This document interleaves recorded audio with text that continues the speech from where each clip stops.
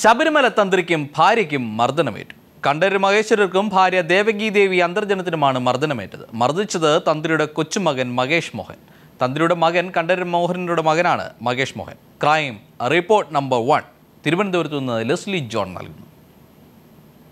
കഴിഞ്ഞ തിങ്കളാഴ്ച ഉച്ചയ്ക്ക് 12:30ഓടെയാണ് തന്ത്രി കണ്ഠരര് മഹേശ്വർക്കും ഭാര്യ ദേവകി ദേവി അന്തർജനത്തിനും മർദ്ദനമേറ്റത്. ചെങ്ങന്നൂരിലെ മഠത്തിലെത്തിയ കൊച്ചുമകൻ മകേഷ് മോഹനാണ് ഇരുവരെയും മർദ്ദിച്ചത്. പരിചാരകനടക്കം 7ഓളം പേരുടെ മുന്നിൽ വെച്ചാണ് മകേഷ് മോഹൻ തന്ത്രിയെയും ഭാര്യയെയും ക്രൂരമായി മർദ്ദിച്ചത്. നെഞ്ചത്ത് ചവിട്ടേറ്റ് വീണ തന്ത്രിയെ പിന്നീട് ക്രൂരമായി മർദ്ദിച്ചു. തടസ്സം പിടിക്കാൻ ശ്രമിച്ചതിനിടയിലാണ് ദേവകി ദേവി അന്തർജനത്തിന് മർദ്ദനമേറ്റത്. സ്വത്ത് തർക്കമാണ് മർദ്ദനത്തിന് കാരണമെന്നാണ് പോലീസ് പറയുന്നത്. തന്ത്രിക്കും ഭാര്യയ്ക്കും മർദ്ദനമേറ്റ വിവരം രാഹുൽ ഈശ്വർ സ്ഥിരീകരിച്ചു. മഹേഷ് മോഹന്റെ സ്വത്ത് തട്ടിയെടുക്കാൻ വന്നതാണോ എന്ന് പറഞ്ഞ് ആക്രോശിച്ചുകൊണ്ടാണ്, അല്ലെങ്കിൽ തന്റെ വസ്തുവകകൾ വേറൊരാൾ എടുത്തുകൊണ്ട് പോകാൻ വന്നു എന്നൊരു തെറ്റിദ്ധാരണയിലാണ് അദ്ദേഹം ആക്രമിക്കുന്നതെന്നാണ് പറയുന്നത്. ഞങ്ങളെല്ലാം ഒരു ഷോക്കിന്റെ അവസ്ഥയിലാണ്. ഞങ്ങൾക്ക് ഇപ്പോഴാണ് അറിയാൻ കഴിഞ്ഞത് ഇത് 2ാമത്തെയോ 3ാമത്തെയോ പ്രാവശ്യമാണ്. മുമ്പും 2 തവണ ഫിസിക്കലി അസോൾട്ട് സംഭവിച്ചിട്ടുണ്ട്. ദേവകി അന്തർജനത്തിന് പലപ്പോഴും അസഭ്യവാക്കുകൾ ഉപയോഗിച്ചിട്ടുണ്ട്. പല്ലികാനമ്പൂതിരിയുടെ തലയ്ക്ക് പരിക്കുകളുണ്ട്, കയ്യിൽ നീരുണ്ട്.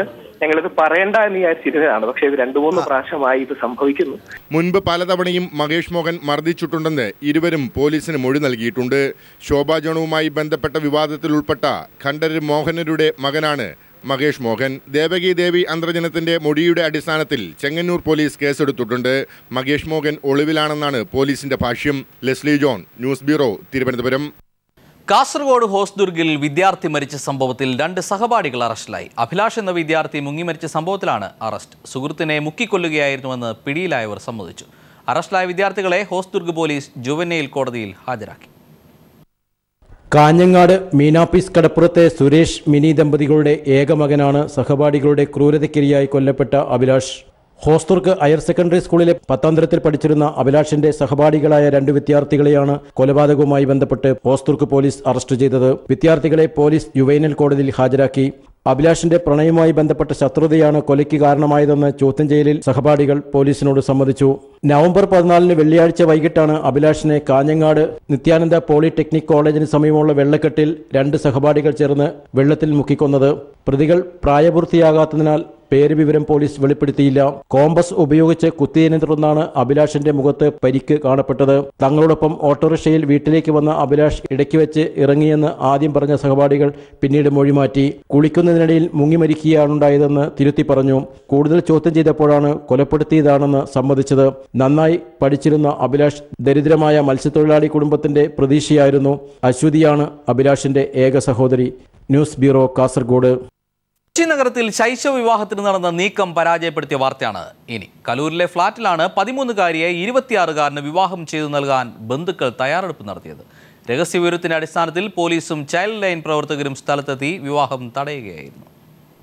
എറണാകുളം കലൂരിൽ വാടകയ്ക്ക് താമസിക്കുന്ന ഇരിങ്ങാലക്കുട സ്വദേശി ഇസ്മായിൽ സേട്ടിന്റെയും നാസിനിയുടെയും 4ാമത്തെ പെൺകുട്ടിയെയാണ് 26-കാരന് വിവാഹം ചെയ്തു നൽകാൻ നീക്കം നടന്നത്.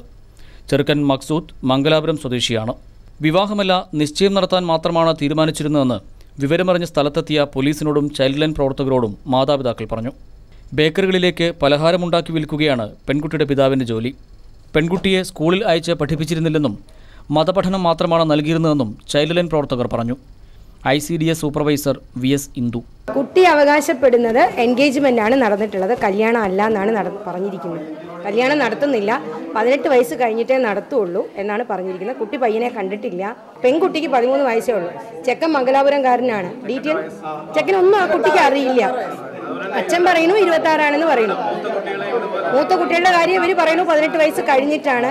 അവരുടെ ഇസ്ലാമിൽ പറയുന്നത് ഇങ്ങനെയാണെന്നാണ് അവർ പറയുന്നത്. വിവാഹം നടക്കാതിരുന്നതുകൊണ്ട് പോലീസ് കേസ് രജിസ്റ്റർ ചെയ്തിട്ടില്ല. ഇസ്മായിൽ സേട്ടിന്റെ മൂത്ത 3 പെൺകുട്ടികളുടെ വിവാഹവും രഹസ്യമായാണ് നടത്തിയതെന്നും മഹല്ല് കമ്മിറ്റി അറിഞ്ഞായിരുന്നില്ലെന്നും ചൈൽഡ് ലൈൻ പ്രവർത്തകർ വ്യക്തമാക്കി. മൂത്ത കുട്ടികളെ കേരളത്തിന് വെളിയിലാണ് വിവാഹം ചെയ്ത് അയച്ചിരിക്കുന്നത്. ഇവരിൽ ഒരാൾ യമനിലുമാണ്. പ്രായപൂർത്തിയാകാതെ മൂത്ത കുട്ടികളെ വിവാഹം കഴിപ്പിച്ചതായി തെളിഞ്ഞാൽ മാതാപിതാക്കൾക്കെതിരെ കേസെടുക്കേണ്ടി വരുമെന്നും ചൈൽഡ് ലൈൻ പ്രവർത്തകർ പറഞ്ഞു. News bureau, Kochi.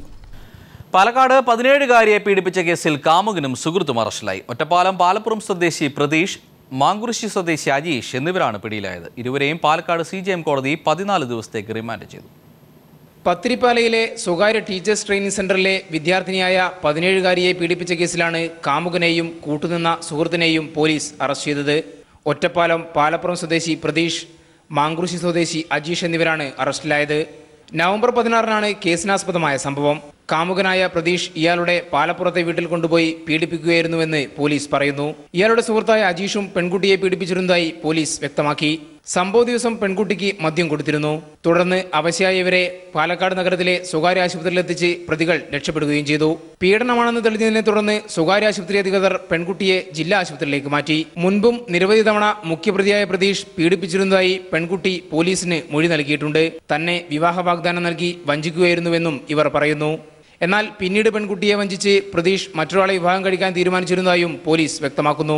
പ്രതികളെ രണ്ടുപേരെയും പാലക്കാട് CJM കോടതിയിൽ ഹാജരാക്കി. ഇവരെ 14 ദിവസത്തേക്ക് റിമാൻഡ് ചെയ്തു. News bureau, Palakkad. മലപ്പുറം തിരൂരിൽ മദ്യലഹരിയിൽ യുവാവിനെ കുളത്തിൽ തള്ളിയിട്ട് കൊലപ്പെടുത്തിയ സംഭവവുമായി ബന്ധപ്പെട്ട് സേലം സ്വദേശി ചെങ്കോടനെ പോലീസ് അറസ്റ്റ് ചെയ്തു. കുളക്കടവിലിരുന്ന് മദ്യപിക്കുകയായിരുന്ന തമിഴ് സംഘമാണ് യുവാവിനെ കൊലപ്പെടുത്തിയത്. തിരൂരിൽ സെൻട്രൽ ജംഗ്ഷനടുത്ത് കുമരമംഗലം സുബ്രഹ്മണ്യസ്വാമി ക്ഷേത്രത്തിന് സമീപം ഒഴിഞ്ഞ പറമ്പിലുള്ള കുളത്തിലായിരുന്നു സംഭവം. യുവാവിന് തർക്കത്തിനിടയിൽ തമിഴ്നാട് സേലം ഈസ്റ്റ് സ്ട്രീറ്റ് സ്വദേശി ചെങ്കോടൻ കുളത്തിലേക്ക് ചവിട്ടി തള്ളിയിട്ടെന്നാണ് പോലീസ് പറയുന്നത്. ചെങ്കോടനെ പോലീസ് കസ്റ്റഡിയിലെടുത്തിട്ടുണ്ട്. യുവാവിനെ കുളത്തിൽ തള്ളിയിട്ടത് കണ്ട സമീപത്ത് മീൻ പിടിക്കുന്നവരാണ് വിവരം പോലീസിനെ അറിയിച്ചത്. തിരൂർ പോലീസും ഫയർഫോഴ്സും ഉടൻ സ്ഥലത്തെത്തി. ഇപ്പോൾ ഈ പ്രദേശത്ത് നിന്ന് ഇപ്പോൾ നോക്കിയാൽ കംപ്ലീറ്റ് വെള്ളം അടിക്കുന്ന കഞ്ചാവ് മാത്രമാണ് ഇവിടെ. ഫുള്ള് കഞ്ചാവും വെള്ളം. ഇവിടുന്ന് ഒരാൾ മരിച്ചെന്നുണ്ടപ്പോൾ ഇവിടുന്ന് കൊണ്ടുപോയിക്കുന്നത് അത് വെള്ളമടിച്ച് വീണതാണോ മറ്റുള്ള രൂപത്തിൽ എങ്ങനെയാണെന്നുള്ള അറിയില്ല. നോക്കാണ്ട് ഫുള്ള് കുപ്പിയാണ്. ഇവിടെ ഇരുന്ന് വെള്ളം അടിക്കൽ മാത്രമേ വെള്ളം കഞ്ചാവും. ഇതാണ് ഇപ്പോൾ ഈ ഏരിയൻ്റെ സ്ഥിതി. ഒന്നാമത് മുമ്പൊക്കെ ഇവിടെ ഒരു വീടുണ്ടായിരുന്ന സമയത്ത് അവർ നോക്കിയിരുന്നു. ഇപ്പോൾ ടൗണിനോട് ബന്ധപ്പെട്ട സ്ഥലമായതുകൊണ്ട് ആരും നോക്കാനില്ല. അതാണ് ഇവിടുത്തെ അവസ്ഥ. വളരെ മോശം. ചെറിയ സ്കൂൾ പിള്ളേരൊക്കെ വന്നിരിക്കുക, ഉച്ചക്കൊക്കെ വരിക, മറ്റുള്ള സാധനം വാങ്ങിക്കൊടുക്കുക, വെള്ളം അടിക്കുക. അതിപ്പോൾ മെയിൻ കേന്ദ്രം അപ്പോൾ തിരൂരിൽ വെള്ളം വിൽപ്പനൻ്റെ കഞ്ചാവ് മദ്യത്തിനൊക്കെ ഹൃദയഭാഗം പറയുമ്പോൾ തിരൂരിൻ്റെത്. പക്ഷേ നിയമ നടപടി സ്വീകരിക്കാത്തതിൻ്റെ പേരിലാണ് ഇപ്പോൾ ഒരു മരണം സംഭവിച്ചെന്ന് പറഞ്ഞു. ഫയർഫോഴ്സും നാട്ടുകാരും കുളത്തിൽ തിരച്ചിൽ നടത്തി വൈകിട്ടോടെയാണ് മൃതദേഹം പുറത്തെടുത്തത്. മൃതദേഹം തിരൂർ ജില്ലാ ആശുപത്രിയിൽ പോസ്റ്റ്മോർട്ടം നടത്തി. തിരൂർ CI ഹനീഫയുടെ നേതൃത്വത്തിൽ പോലീസ് കേസെടുത്ത് അന്വേഷണം ആരംഭിച്ചിട്ടുണ്ട്. കുളത്തിന് സമീപം സ്ഥിരമായി മദ്യപന്മാരും പോക്കറ്റടിക്കാരും ഒത്തുചേരലും തമ്മിൽ തർക്കവും അടിപിടിയും പതിവാണെന്ന് നാട്ടുകാർ പറയുന്നു. News bureau, Malappuram. കോഴിക്കോട് കൊയിലാണ്ടിയിൽ വഴിയരികിൽ കണ്ടെത്തിയ വൃദ്ധനെ വെള്ളിമാടുകുന്ന് ഓൾഡ് ഏജ് ഹോമിൽ പ്രവേശിപ്പിച്ചു. വീട്ടുകാർ ഉപേക്ഷിച്ച കൊയിലാണ്ടി സ്വദേശി ഉണ്ണികൃഷ്ണനാണ് സന്നദ്ധ പ്രവർത്തകർ തുണയായത്. ചില കാഴ്ചകൾ നമ്മുടെ കണ്ണ് തുറപ്പിക്കേണ്ടത് തന്നെയാണ്.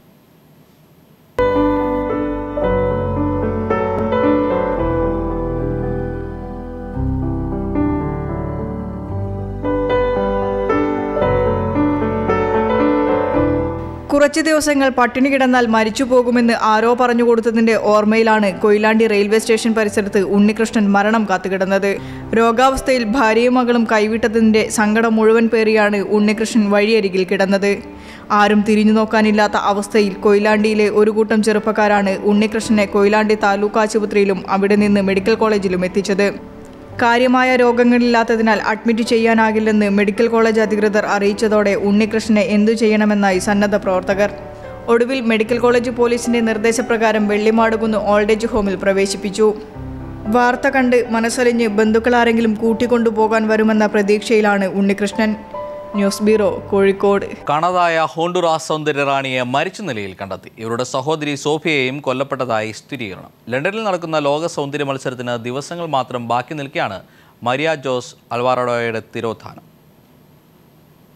ലണ്ടനിൽ നടക്കുന്ന ലോക സൗന്ദര്യ മത്സരത്തിന് ദിവസങ്ങൾ മാത്രം ബാക്കി നിൽക്കെയാണ് ഹോണ്ടുറാസ് സൗന്ദര്യറാണിയെ മരിച്ച നിലയിൽ കണ്ടെത്തിയത്. ഇവരുടെ സഹോദരി സോഫിയും കൊല്ലപ്പെട്ടതായാണ് സ്ഥിരീകരണം.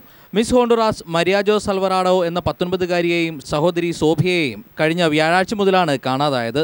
സുഹൃത്തിൻ്റെ ജന്മദിനാഘോഷത്തിൽ പങ്കെടുത്ത ശേഷമാണ് ഇരുവരും അപ്രത്യക്ഷമായത്.